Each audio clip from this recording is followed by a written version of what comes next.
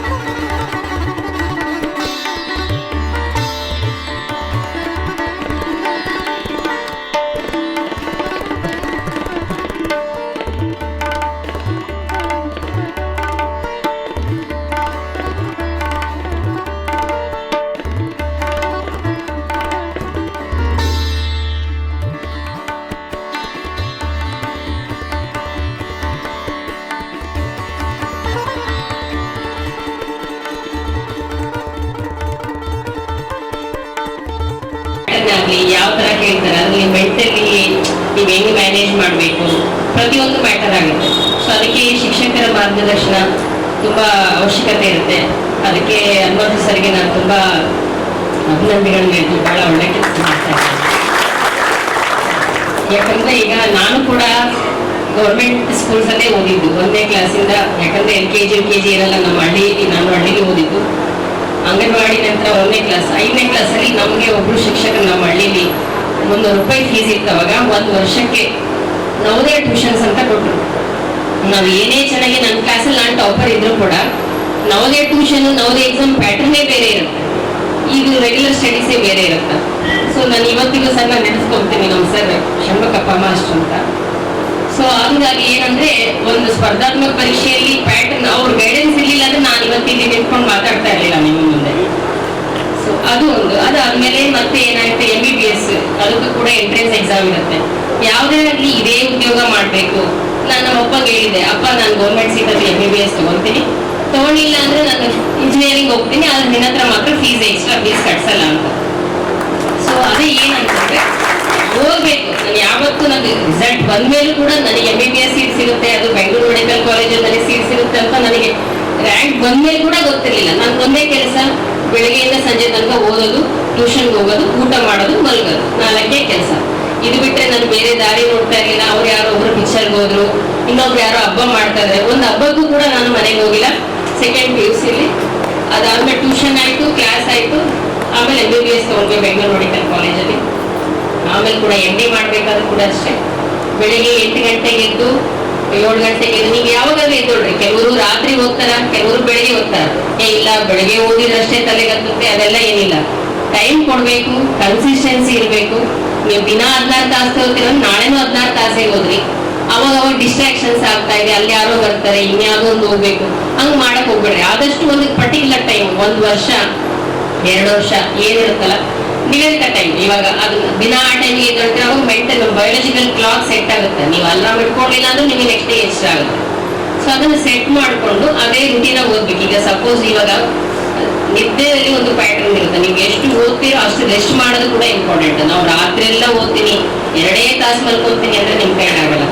ನಿದ್ದೆಯಲ್ಲಿ 2 ತರ ವಿಧ ಇರುತ್ತೆ, ಡೀಪ್ ಸ್ಲೀಪ್, ಸೂಪರ್ಫಿಷಿಯಲ್ ಸ್ಲೀಪ್ ಅಂತ. 2 ಸೇರಿ 1.5 ತಾಸು ನೀವು ನಿದ್ದೆ ಮಾಡಿದ್ರೆ ಒಂದು ಸೈಕಲ್ ಆಗುತ್ತೆ. ನೀವು ಇವಾಗ 6 ತಾಸು ಮಾಡಿದ್ರೆ 4 ಸೈಕಲ್ ಆಗುತ್ತೆ, 1.5 ತಾಸು 4 ಸೈಕಲ್ ಆಗುತ್ತೆ. ಸೊ ಕನಿಷ್ಠ 6 ತಾಸು ನಿದ್ದೆ ಮಾಡಿದ್ರೆ ಕಂಪ್ಲೀಟ್ ಆಗುತ್ತೆ. ನೀವು 5.5 ತಾಸು ಬಂದ್ರೆ ಒಂದು ಸ್ಲೀಪ್ ಅಲ್ಲಿ ಇನ್ ಬಿಟ್ವೀನ್ ಸೈಕಲ್ ನೀವು ಎದ್ದಾಗ ಏನಾಗುತ್ತೆ, ನಿಮ್ಮ ಮೈಂಡ್ ಫ್ರೆಶ್ ಅನ್ಸಲ್ಲ. ಒಂದು ಸೈಕಲ್ ಕಂಪ್ಲೀಟ್ ಆಗಿ ನೆಕ್ಸ್ಟ್ ಸೈಕಲ್ ಹೋಗೋಕೆ ಮುಂಚೆ ಕರೆಕ್ಟಾಗಿ ನೀವಿದ್ರೆ. ಶ್ರೀ ಜ್ಞಾನಗಂಗಾ ಹರಿಕೂರು ಕಾಲೇಜಿನ ಪ್ರಾಚಾರ್ಯರಾದ ರಾಜಾ ಶ್ರೀನಿವಾಸ್ ಮಾತನಾಡಿ, ಮಾದಿಗ ಸಮಾಜವು ಆರ್ಥಿಕವಾಗಿ, ಸಾಮಾಜಿಕವಾಗಿ, ರಾಜಕೀಯವಾಗಿ ಹಿಂದುಳಿದಿದ್ದು, ಇದನ್ನು ಹೋಗಲಾಡಿಸುವ ದೃಷ್ಟಿಯಿಂದ ಹಾಗೂ ನವ ಸಮಾಜ ನಿರ್ಮಾಣ ಮಾಡುವ ದೃಷ್ಟಿಯಿಂದ ಇಂದಿನ ವಿದ್ಯಾರ್ಥಿಗಳಿಗೆ ಸ್ಪರ್ಧಾತ್ಮಕ ಪರೀಕ್ಷೆಗಳಿಗೆ ತರಬೇತಿ ನೀಡಿ ಅವರನ್ನು ಮುಖ್ಯವಾಹಿನಿಗೆ ತರಬೇಕೆನ್ನುವ ಉದ್ದೇಶದಿಂದ ಓದುತ್ತಿರುವ 3 ತಿಂಗಳ ಸ್ಪರ್ಧಾತ್ಮಕ ಪರೀಕ್ಷಾ ತರಬೇತಿಯನ್ನು ನೀಡಲಾಗುತ್ತಿದೆ. ಮಾದಿಗ ಸಮಾಜದ ಎಲ್ಲ ವಿದ್ಯಾರ್ಥಿನಿಯರು ಇದರ ಸದುಪಯೋಗ ಪಡೆದುಕೊಳ್ಳಬೇಕು, ಇತರರಿಗೆ ಮಾದರಿಯಾಗಬೇಕೆಂದರು.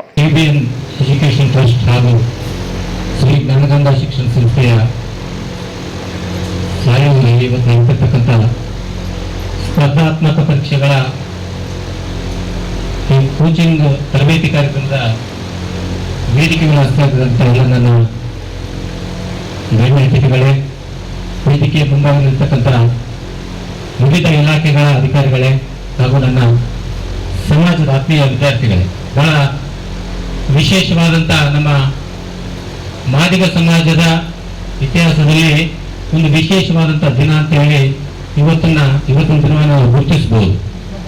ಇದನ್ನ ಅಜರಾಮರವಾಗಿ ನೆನ್ಪಿಟ್ಟುಕೊಳ್ಬೇಕಂದ್ರೆ ಇವತ್ತೇ 120 ಜನ ರಿಜಿಸ್ಟ್ರೇಷನ್ ಮಾಡಿಸಿದ್ದೀರಿ.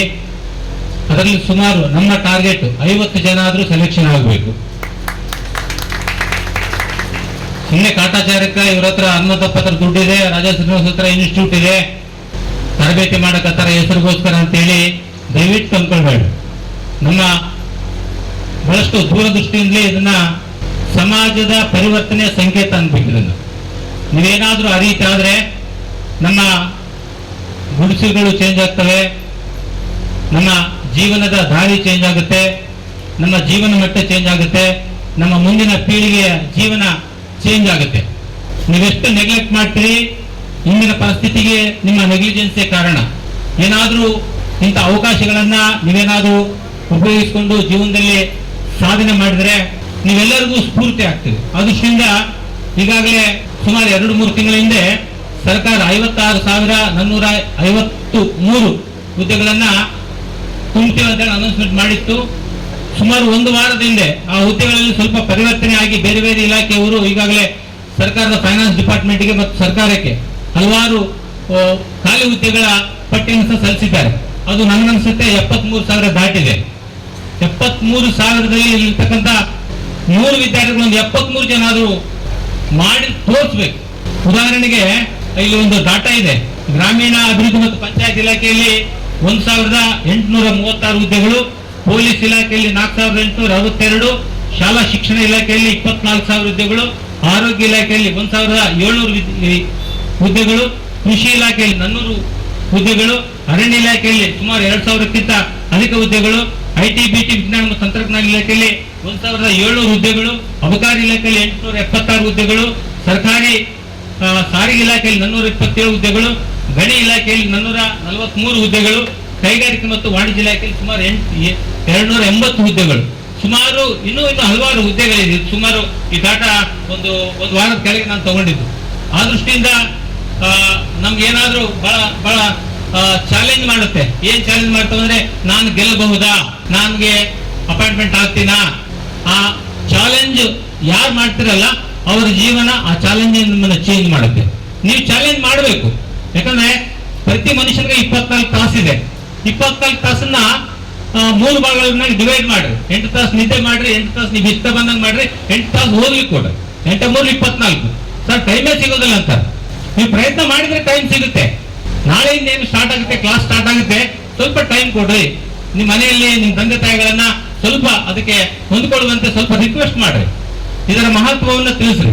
ಏನಾದ್ರೂ ಅಪಾಯಿಂಟ್ಮೆಂಟ್ ಆದ್ರೆ ಏನಾಗ್ಬೋದು ಮುಂದೆ ಅಂತಕ್ಕಂಥ ಹಲವಾರು ವಿಷಯಗಳ ಬಗ್ಗೆ ನೀವು ಮಕ್ಕಳಿಗೆ, ನಿಮ್ಮ ಪೇರೆಂಟ್ಸ್ಗೆ ಮನವರಿಕೆ ಮಾಡ್ಕೊಂಡು. ನಮ್ಮ ಹನುಮಂತಪ್ಪ ಸರ್ ಹೇಳಿದ್ರು, ಇಲ್ಲಿ ಪೇರೆಂಟ್ಸ್ ಮೀಟಿಂಗ್ ಅನ್ನು ಸರ್ ಮಾಡ್ತಾ ಇದ್ದೀವಿ, ಅವರಿಗೆ ಮನವರಿಕೆ ಆದ್ರೆ ಮಾತ್ರ ಮಕ್ಕಳಿಗೆ ಎಲ್ಲಾ ರೀತಿಯ ಸೌಲಭ್ಯಗಳನ್ನು ಕೊಡ್ಲಿಕ್ಕೆ ಸಾಧ್ಯ ಆಗ್ತದೆ ಅಂತ ಹೇಳ್ತಿದ್ದಾರೆ.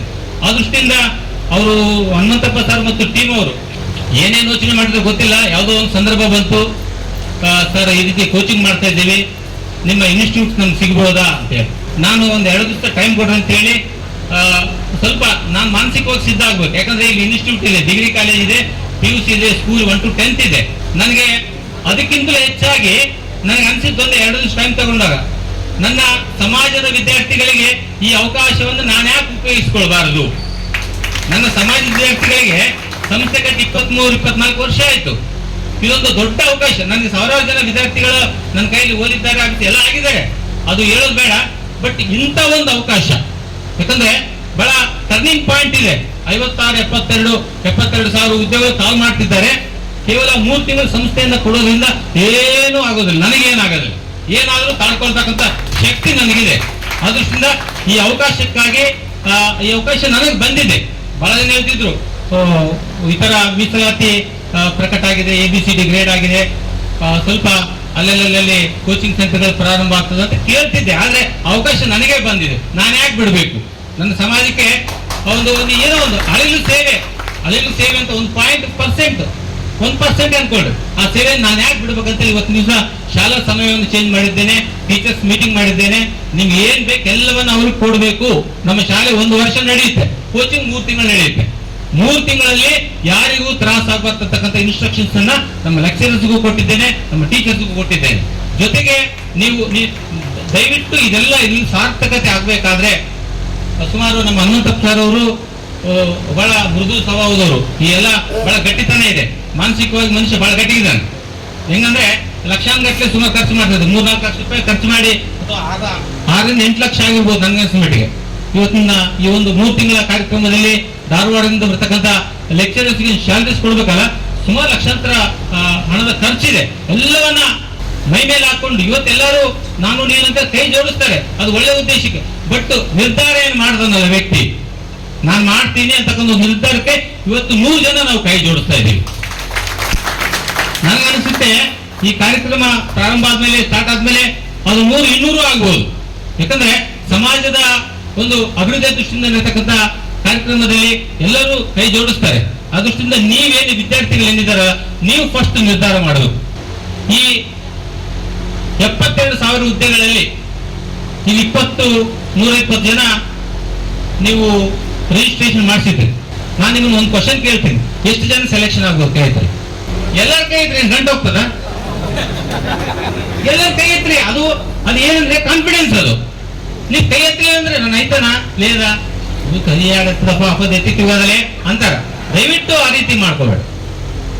ಕಾನ್ಫಿಡೆನ್ಸ್ ಅಲ್ಲೇ ಕ್ರಿಯೇಟ್ ಆಗೋದು. ನಮ್ಮ ಕರಿಗೋಳವ್ರು ಹೇಳಿದ್ರು, ನೀವು ಮಾಡ್ತೀರಿ ಅಂದ್ರೆ ಮಾಡ್ತೀರಿ, ಇಲ್ಲಾಂದ್ರೆ ಇಲ್ಲ ಅಷ್ಟೇ. ಅದು ಸುಮ್ಮನೆ ಬಂದ್ರೆ ಮಧ್ಯಾಹ್ನ ಊಟ ಮಾಡ್ಕೊಂಡು ಹೋಗ್ತಾರೆ. ನಾಳೆ ಸುಮಾರು 3 ತಿಂಗಳ ಕಾರ್ಯಕ್ರಮ ನಡೀತದೆ, ಇದು ಕೋಚಿಂಗ್ ಇದೆ.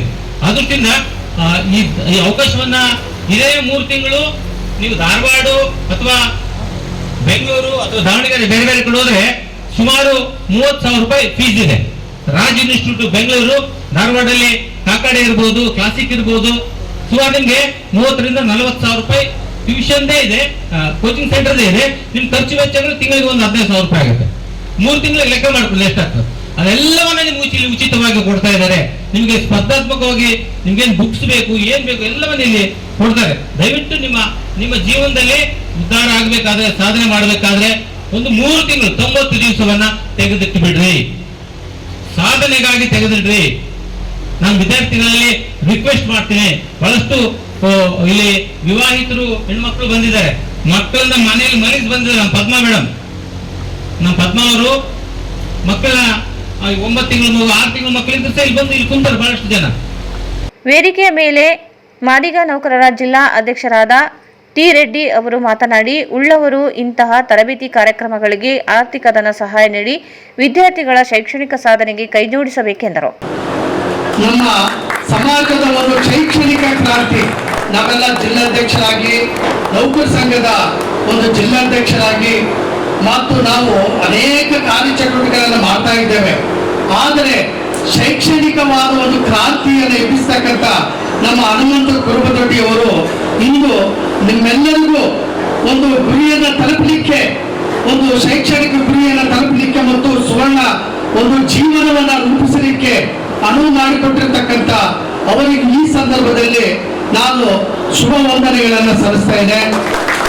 ಅದೇ ರೀತಿಯಾಗಿ ಇಲ್ಲಿ ಮುಖ್ಯವಾಗಿ ನನ್ನದೊಂದು ಆಸೆ ಏನಂತ, ಮತ್ತು ಧಾರವಾಡದಿಂದ ತರಬೇತಿಯಾಗಿ ಬರತಕ್ಕಂಥ ಅನೇಕ ರಿಸೋರ್ಸ್ ಪರ್ಸನ್ ನಮ್ಮ ಸಮಾಜದಲ್ಲಿ ಅನೇಕ ಶೈಕ್ಷಣಿಕವಾಗಿ ಹಿಂದುಳಿತಾ ಇದ್ದೇವೆ. ಅವರಿಗೆ ಒಂದು ಉನ್ನತವಾದ ಉದ್ಯೋಗಗಳನ್ನ ಪಡಿಬೇಕೆನ್ನುವ ನಿಟ್ಟಿನಲ್ಲಿ ನೀವೆಲ್ಲರೂ ಒಂದು ಚಾಚುತಪ್ಪದ 90 ದಿವಸಗಳವರೆಗೆ ನೀವು ಕಾಯ ವಾಚ ಮನಸ ಒಂದು ಹಾರ್ಡ್ ವರ್ಕ್ ಅನ್ನ ಒಂದು ಶ್ರಮ ವಹಿಸಿ ನೀವು ಎಲ್ಲೂ ತಪ್ಪಿಸಲಾರದ ಒಂದು ಕ್ಲಾಸ್ ಅನ್ನ ಕೇಳಬೇಕು ಮತ್ತು ಆ ಉದ್ಯೋಗದಲ್ಲಿ ನಿಮ್ಮ ಪಾತ್ರವನ್ನ ಮತ್ತು ಹುದ್ದೆಯಲ್ಲಿ ನೀವು ಕಂಪಲ್ಸರಿಯಾಗಿ ಅದನ್ನ ಪಡಿಬೇಕೆನ್ನುವ ಛಲವನ್ನ ನೀವು ಹೊಂದಬೇಕಂತಂದು ನಾನು ಈ ಸಂದರ್ಭದಲ್ಲಿ ಹೇಳಲಿಕ್ಕೆ ಇಷ್ಟಪಡ್ತಾ ಇದ್ದೇನೆ. ಮತ್ತು ಅದು ಸಾರ್ಥಕವಾಗಬೇಕಾದ್ರೆ ನೀವೆಲ್ಲ ಪರಿಶ್ರಮ ಪಡಬೇಕಾಗ್ತದೆ ಅಂತ ಹೇಳ್ಬಿಟ್ಟು ವೇದಿಕೆಯ ಮೇಲೆ ಇದ್ದ ಡಾಕ್ಟರ್ ರಮ್ಯಾ ಮಂಜುನಾಥ್, ಶ್ರೀಮತಿ ಭಾರತಿ ರಾಜಾ ಶ್ರೀನಿವಾಸ್, ತಾಲೂಕು ಮಾದಿಗ ನೌಕರರ ಸಂಘದ ಅಧ್ಯಕ್ಷ ಮಹದೇವ್, ಗಂಗಾವತಿ ಸರ್ಕಾರಿ ಪದವಿ ಕಾಲೇಜಿನ ಪ್ರಾಚಾರ್ಯರಾದ ಪ್ರೊಫೆಸರ್ ಕರಿಹುಳಿ, ಉಪನ್ಯಾಸಕರ ಸಂಘದ ಅಧ್ಯಕ್ಷ ನರಸಪ್ಪ ಭಂಡಾರಿ, ಪೂರ್ವ ಕಾಲೇಜಿನ ಪ್ರಾಚಾರ್ಯ ಕುಂಟೆಪ್ಪ ಗೌರಿಪುರ, ಮಾದಿಗ ಸಮುದಾಯ ಅಭಿವೃದ್ಧಿ ಸಂಘದ ಅಧ್ಯಕ್ಷ ರವಿ ಸೇರಿದಂತೆ ಅನೇಕರಿದ್ದರು.